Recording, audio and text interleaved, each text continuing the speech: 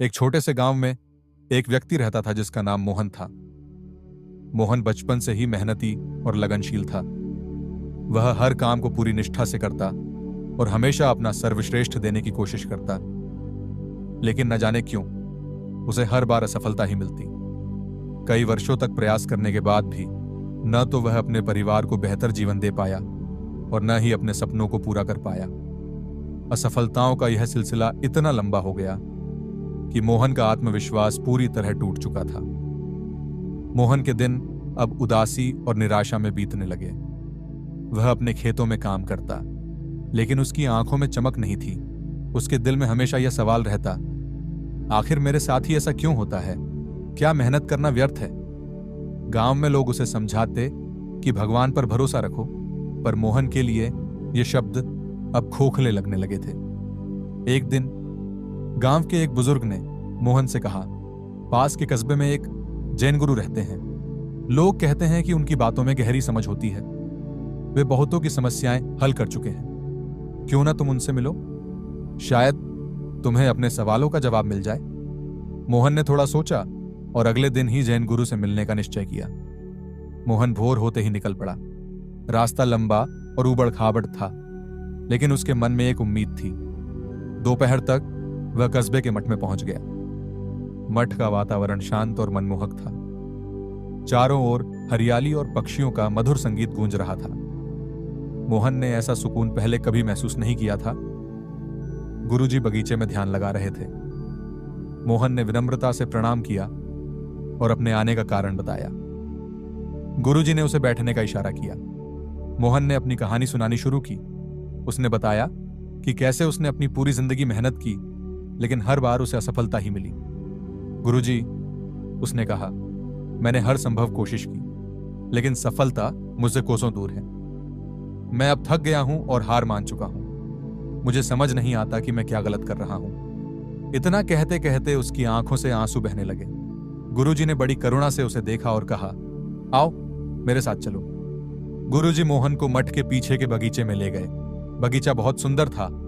वहां हरी भरी घास और ऊंचे ऊंचे बांस के पेड़ थे। गुरुजी ने बांस और घास की ओर इशारा करते हुए पूछा, क्या तुम इन्हें देख रहे हो? मोहन ने सिर हिलाया। गुरुजी ने कहना शुरू किया, कई साल पहले मैंने यहां घास और बांस के बीज बोए थे। मैं दोनों का बराबर ध्यान रखता था। जल्दी ही घास उग आई और बगीचा हरा भरा हो गया, लेकिन बांस के बीजों में कोई हलचल नहीं हुई। दूसरे साल घास और घनी हो गई, लेकिन बांस के बीज अब भी वैसे ही थे। तीसरे साल भी बांस में कोई बदलाव नहीं हुआ। चौथे साल भी कुछ नहीं हुआ। मैं उन्हें पानी देता रहा, खाद डालता रहा, लेकिन पांचवें साल एक दिन बांस का छोटा सा पौधा मिट्टी से बाहर निकला। गुरुजी ने आगे कहा, और फिर अगले 6 महीनों में वह पौधा 20 फीट ऊंचा हो गया। इन 5 सालों में बांस के बीज अपनी जड़ों को जमीन में गहराई तक मजबूत कर रहे थे। वे अपने समय का इंतजार कर रहे थे। जब उनका समय आया तो उन्होंने ऊंचाइयों को छू लिया। गुरुजी ने मोहन की ओर देखा और कहा, तुम्हारे जीवन का संघर्ष भी ऐसा ही है। हो सकता है कि तुम्हारी मेहनत का फल अभी दिखाई न दे रहा हो, लेकिन इसका मतलब यह नहीं कि तुम्हारी मेहनत व्यर्थ जा रही है। तुम अपनी जड़ों को मजबूत कर रहे हो। जब तुम्हारा समय आएगा तो तुम भी बांस की तरह ऊंचाइयों को छू लोगे। गुरुजी की बातों ने मोहन के दिल को छू लिया। उसने पहली बार अपने संघर्ष का सही अर्थ समझा। उसने महसूस किया कि उसकी असफलताएं उसे अंदर से मजबूत बना रही थीं।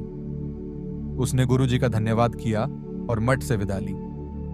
मोहन ने अपने जीवन को नए सिरे से जीना शुरू किया।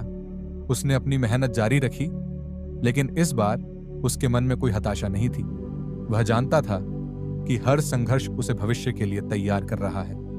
कुछ वर्षों बाद उसकी मेहनत रंग लाई। उसने अपने खेतों में इतनी फसल उगाई कि उसका नाम पूरे इलाके में प्रसिद्ध हो गया।